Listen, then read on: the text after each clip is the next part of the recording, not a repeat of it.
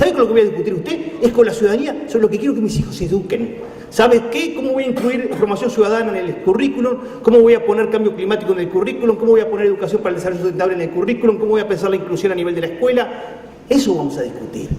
Pero en Uruguay, el drama, Gerardo, de las cosas que vos decís al final, es que el discurso educativo ha sido cooptado por las condiciones para enseñar y no por los procesos para aprender. Ese es el cambio revolucionario que hay que plantear. Cambiemos la pisada, no dejemos que el discurso educativo sea sobre los ladrillos. No dejemos que el discurso educativo sea sobre los ladrillos. Si el discurso educativo es sobre los ladrillos, son 20 años más de pérdida. Pablo. Bueno, también hay dos preguntas. Una es, ¿cómo ve la formación docente en Uruguay? La respuesta es calamitosamente mal, muy mal. Muy mal en varios sentidos. Estamos teniendo serios problemas de reclutamiento. La cantidad de gente que se propone profesionalizarse en la docencia y que ingresa a los institutos de formación docente es insuficiente para las necesidades del país, y estamos teniendo muchos problemas de calidad de quienes eligen la formación docente. Hay estudios que muestran cómo las personas que optan por la profesión docente provienen de hogares cada vez más débiles en términos educativos y culturales. A contrapelo lo que pasa en la sociedad. En las sociedades democráticas el nivel educativo tiende a aumentar, a veces más, a veces menos. Entre nuestros candidatos a la tarea docente tiende a disminuir. Y eso hay que cambiarlo radicalmente, digamos. Eso es el reflejo a gran escala de algo horrible que nos está pasando, y es que para muchos padres uruguayos el que su hija, pero sobre todo su hijo, le diga quiero dedicarme a la tarea docente es una mala noticia. Bueno, cuando a un país le pasa eso, está en muy serio problema.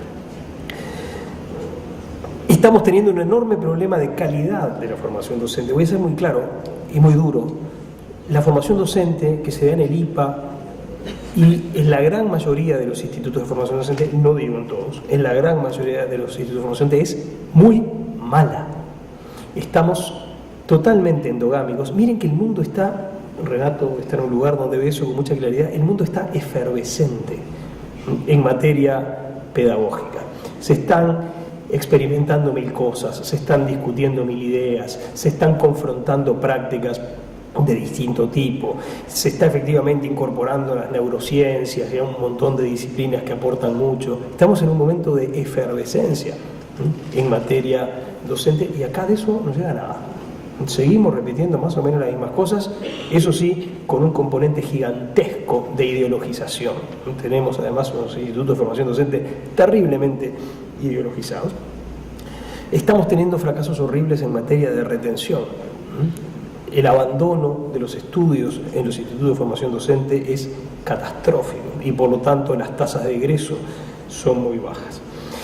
Creo que precisamos una revolución en materia de formación docente y una revolución que empieza por diversificar y descentralizar. Exactamente lo contrario de lo que se hizo en los últimos años. En los últimos años, incluso aquellas cosas nuevas que habían aparecido, yo fui un crítico de la reforma Rama, pero la reforma Rama tenía algunas cosas buenas. Una de ellas eran los SERP, y los SERP como un lugar de diversificación, y lo que se hizo con toda deliberación fue convertirlos en sucursales del IPA.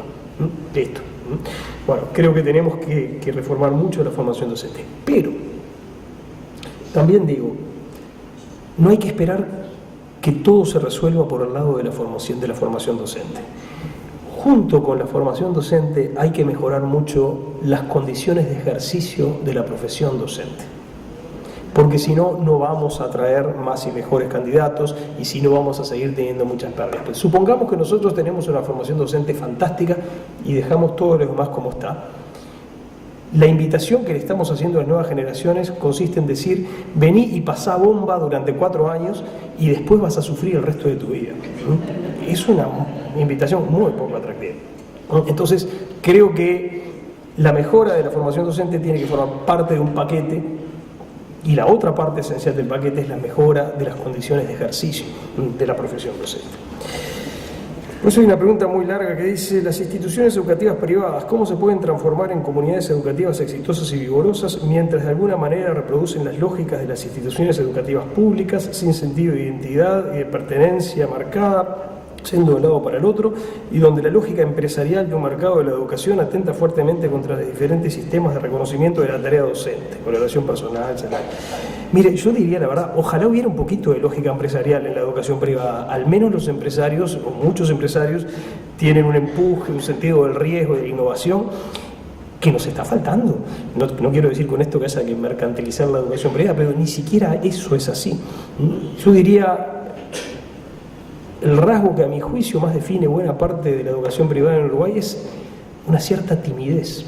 Timidez para proponerse grandes cosas, timidez para enfrentar a las autoridades públicas, timidez para ir más lejos. Muchas instituciones privadas se conforman con ofrecer un clima institucional protegido y agradable.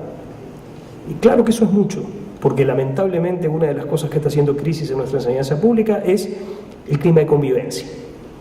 Para decirlo en breve, hace 40 años los padres estaban tranquilos porque su hija adolescente estaba en el liceo público. Hoy están preocupados porque su hija está en el liceo público. Dejó de ser un lugar protegido y seguro para ser un lugar donde pueden pasar cosas preocupantes. Entonces está muy bien que la educación privada ofrezca un clima institucional más seguro y más protegido, pero no nos podemos conformar con eso. Eso es demasiado poco. ¿Qué hay que hacer? Y bueno, yo diría, para empezar, tener políticas de reclutamiento muy distintas y mucho más asociadas, no solo a proyectos pedagógicos concretos, sino a un sentido de misión. Yo les digo la verdad, yo hace 20 años que ando por ahí hablando de estos temas.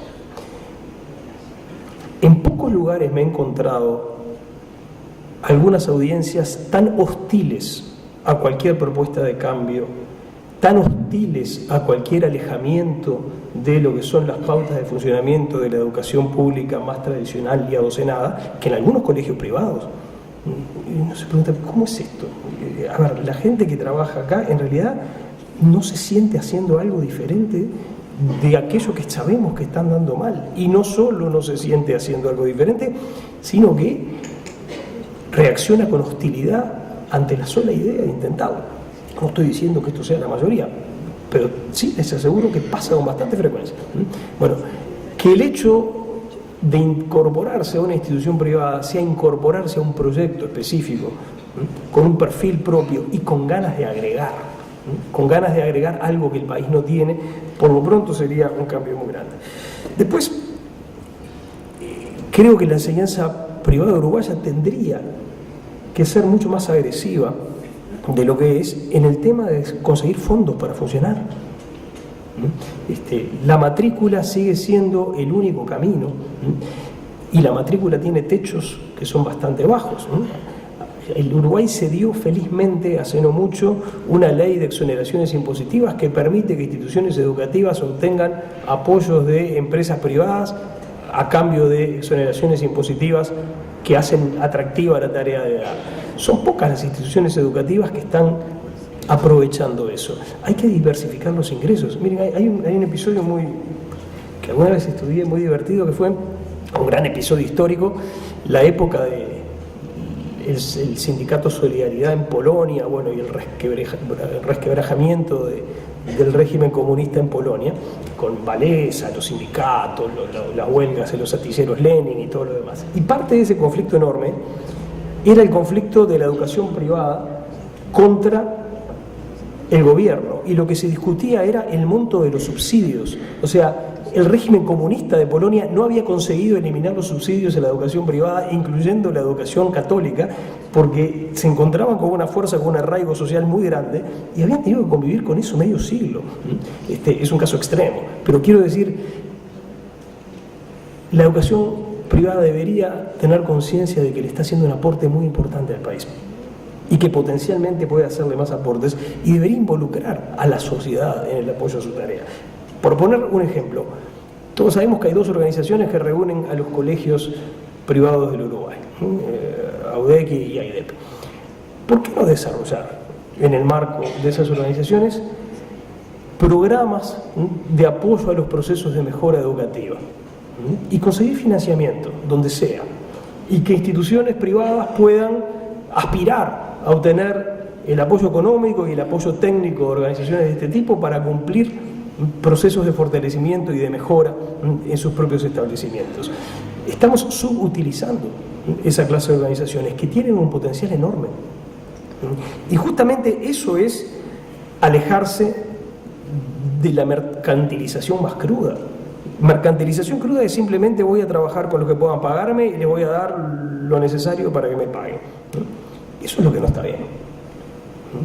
Creo que la enseñanza privada puede aprovechar muchos otros espacios, puede fortalecer un sentido de misión histórica, en el mejor sentido de la palabra, y puede aspirar a movilizar recursos que hoy no ha movilizado. En la medida en que haga eso, podría hacer más cosas de las que está haciendo y sobre todo, y en relación a la pregunta, podría volver mucho más atractivo para los docentes el hecho de trabajar en una institución privada. No solo por sentirse parte de algo que le está aportando el país, sino también por poder acceder a posibilidades que en otros casos difícilmente podría. Y yo creo a esta altura, y con esto termino, que esta es una necesidad estratégica del sector privado. Uno de los cambios que ha habido en la educación en los últimos años es que el sector público ha mejorado mucho los salarios. Hoy los docentes del sector público ganan en promedio significativamente más que los docentes del sector privado, que no es suficiente, cierto, pero estas cosas hay que compararlas con lo que hay. Que se compensa con un diferencial muy grande en materia de condiciones de trabajo, también es verdad. Que hoy no es un elemento crítico, no, pero hay que mirar para adelante y hay que mirar en mediano plazo. Yo creo que también por esa razón, para renovar el atractivo de trabajar en un colegio privado, la enseñanza privada debería... ¿Esto tiene que ver con lo que estoy diciendo?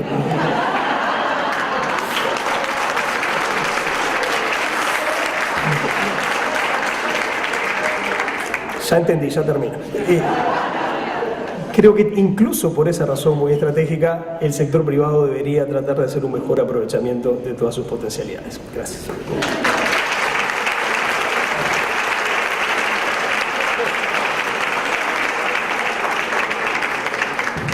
Antes de pasar a Gerardo, Renato me pidió un minuto más. No, simplemente porque me había quedado en el tintero una cuestión de la discusión sobre el tema de la iniquidad, que me parece importante diferenciarlo desde el punto de vista conceptual. El Uruguay tiene una larga tradición de programas y de políticas de respuesta a los temas de la iniquidad, pero tiene muy pocas políticas y programas educativos que respondan a la diversidad. La diversidad es la diversidad como que cada alumno aprende, la diversidad, la singularidad de cada alumno, su diversidad también social y cultural. Entonces el Uruguay tiene un problema que, en términos del universalismo de las políticas, que son políticas excesivamente centradas en reducir la disparidad y en no utilizar la diversidad como oportunidad para que aprendan más y mejor los alumnos. Yo creo que ahí hay un problema de formato de la política pública y del universalismo, porque tendremos que pasar de un universalismo homogeneizante a un universalismo diverso e incluyente, y eso implica repensar la matriz de políticas públicas. Quería decir simplemente esa diferenciación entre diversidad y disparidad, porque tenemos un discurso tradicionalmente acentuado en la disparidad con escasa referencia y escaso desarrollo en términos de diversidad. Gracias, Gerardo. Sí, aquí hay una pregunta que me plantea: ¿cómo ven el papel de los padres en una estructura institucional reformulada? Es un tema muy importante, que hay que asumirlo frontalmente. Hace unos años, no hace más de 10 años, le preguntaron a un arzobispo uruguayo, hay uno solo, ¿qué quería decir familia en el Uruguay? Y muy suelto de cuerpo dijo: por supuesto, un hombre, una mujer y los hijos. No es la familia uruguaya. No es la familia uruguaya. No es ni siquiera la mayoría de las familias uruguayas. Entonces, cuando hablamos de familias o cuando hablamos de padres, hablemos de la realidad.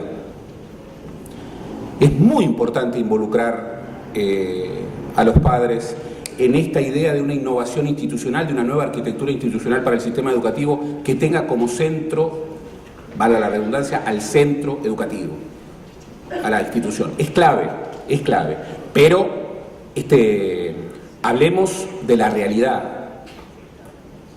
Y hablar de la realidad es hablar de que los arreglos familiares hoy en el Uruguay han explotado y que la paternidad es uno de los grandes problemas. Cuando hablo de la paternidad no me obliguen a decir la paternidad y la maternidad, él o ella, no, es el genérico del idioma, que siempre es inclusivo.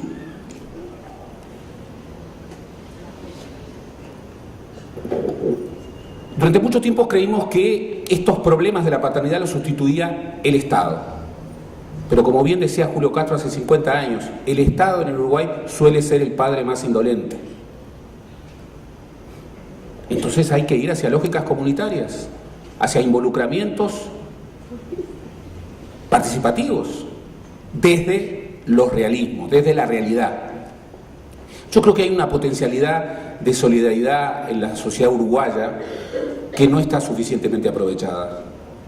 Y creo que si se los involucra bien, si se piensa que los adultos, los padres en primer lugar, son actores involucrados en una comunidad educativa, se pueden encontrar formas ágiles, interesantes. No se le puede pedir a un padre que trabaja 14 horas diarias que venga a escuchar el rollo que le van a alargar. No. Repensemos lógicas efectivas de participación. No entremos en simulacros de participación y veamos la realidad de lo que es la lógica de involucramiento de padres, de adultos. Sobre todo porque vamos hacia un sistema educativo en donde tenemos que pensar cada vez más que siempre vamos a estar en el sistema educativo. Tenemos que pensar cada vez más que siempre vamos a ser estudiantes, de formas distintas, pero no esta idea de que entramos en el sistema educativo y luego cerramos, salimos. No. ¿Por qué no pensar en un sistema educativo en donde solamente entremos y estemos de maneras muy diversas, muy creativas, en formas diferentes? Cuando hablamos de justamente pensar dimensiones públicas que incorporen la presencia del Estado, pero que no sean sinónimo de Estado, estamos hablando de esto, de repensar la participación en el siglo XXI de acuerdo a lógicas comunitarias, en donde, por ejemplo, los centros educativos puedan ser espacios de participación. A la enorme mayoría de los padres, no a todos, pero a la enorme mayoría de los padres, el tema que más les importa es el tema de los hijos. Y vaya si están de acuerdo en participar y en dar horas de trabajo para trabajar con sus hijos. Pero además hemos visto revoluciones, lamentablemente silenciosas, como decía Carlito Filgueira. Hoy el Plan Ceibal lleva a que muchos niños le enseñan a los padres o a los abuelos. Hoy hay una nueva lógica de aprendizaje en donde se puede dar eso. Y si generamos una promoción creativa de estímulos para que ello ocurra, el centro educativo puede ser un gran centro cultural. Una de las cosas virtuosas que tenían los SERP era que en un país que, entre otras cosas, la desigualdad se tramita territorialmente, los SERP podían ser grandes centros culturales, de promoción cultural, que reintegraran al territorio. Bueno, lamentablemente, esa innovación positiva está trancada, insólitamente, pero está trancada. Por lo que pensar en el involucramiento de los padres y pensar en el involucramiento de los actores en el marco de una comunidad educativa, de un centro educativo que piensa una política para su territorio, me parece formidable. No es una idea nueva. Yo sé que acá Varela no tiene buena prensa, pero Varela hace 150 años, y yo puedo ser muy crítico con cosas varelianas, y lo máximo que Varela ya hace más de 100 años que no puede ser el paradigma. Pero Varela hace 100 años hablaba mucho más de educación del pueblo que de educación del Estado. Y pensaba en comisiones de distrito para definir políticas educativas, en donde, por primera vez, el voto de la mujer es del año 32, y en momentos en que existía divorcio solamente con pocas causales, pero una de las causales era por concubinato evidente. En el caso de la mujer, en todo caso. En el caso del hombre, si era pescado infraganti en el lecho conyugal, lo cual, bueno, era una cosa realmente muy impresionante. Ahí la causal no era concubinato, la causal era estupidez. Sin embargo, en esa sociedad, a Varela se le ocurrió que las mujeres debían votar y ser elegibles en las comunidades de distrito para discutir políticas educativas, las políticas de los centros. Después la reforma fue otra cosa. Por supuesto que hay que pensar en lógicas de participación. Y acá hay una pregunta muy importante, precisar el concepto de aprobación política del currículum. No estamos pensando en que el currículum se apruebe como las rendiciones de cuenta de 380 artículos, o los presupuestos que son leyes ómnibus. No. Estamos pensando en dignificar la dimensión política ciudadana que debe ser prioritaria en el hecho educativo. Estamos pensando en no poner la buena tradición de las autonomías y de la participación de los docentes contra algo que tiene que ser clave, que es la primacía de la definición ciudadana de los grandes temas de la educación, que luego sean aterrizados técnicamente, adaptados en cada centro educativo. Pero esta idea de horizonte, piensen ustedes, el Uruguay está viviendo una revolución científica. Un país poco científico está viviendo una revolución científica, en donde sí hay revoluciones. Y sin embargo esa revolución, nuevamente Carlos Figueira, es silenciosa. Todavía, si preguntamos, hábleme de un científico uruguayo, la mayoría no va a recordar a nadie. Algunos van a recordar a Clemente Estable. Pero en realidad Clemente Estable, al lado, por ejemplo, de Rodolfo Gandini, que es el presidente de la Asociación de la Academia Nacional de Ciencias, un físico de proyección mundial en el Uruguay, al lado de Rafael Radi, un biomédico que tiene un laboratorio del siglo XXI o XXII en una facultad del siglo XIX como es la Facultad de Medicina.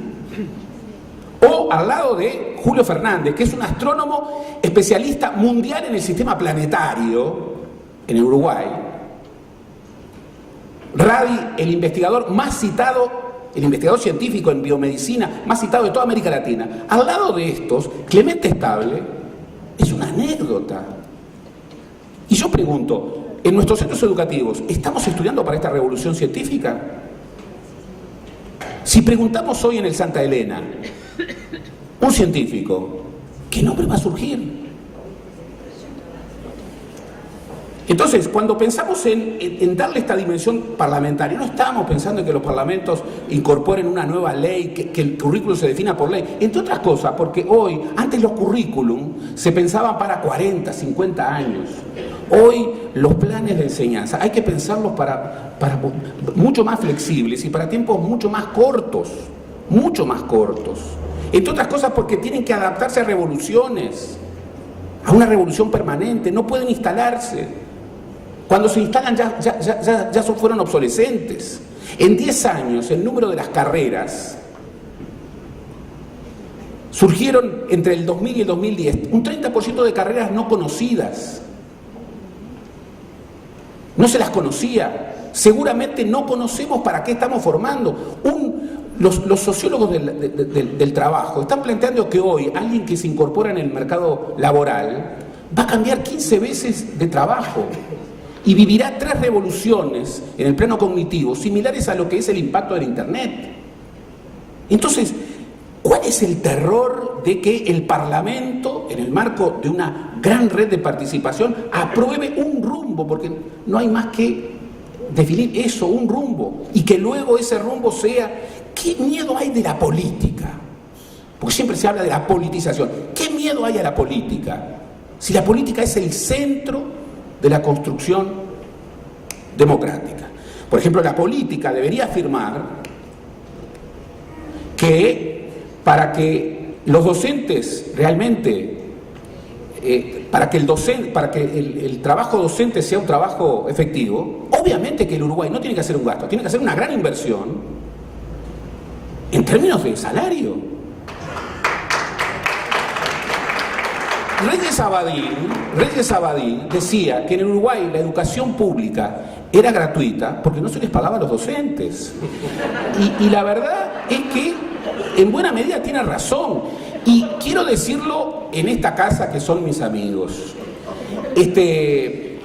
En los institutos privados no se les paga bien a los docentes y muchas veces en los institutos privados se les paga menos que en los institutos públicos. Y acá, conociéndolo a Cayota, que siempre dijo que nunca había un almuerzo gratis, ténganlo en cuenta, conociéndolo a Cayota, que es el peor de los patrones, fue dirigente sindical, el peor de los patrones, no es cierto, como tampoco es cierto que los desempeños educativos de los institutos privados, por el hecho de ser privados, son mejores que los desempeños educativos de los institutos públicos. Con Gustavo de Armas hemos trabajado, ¿y qué es lo que se prueba? Que la clave es la extracción socioeconómica de los alumnos. Claro, en el quintil más rico, todos van a la educación pública, a la educación privada.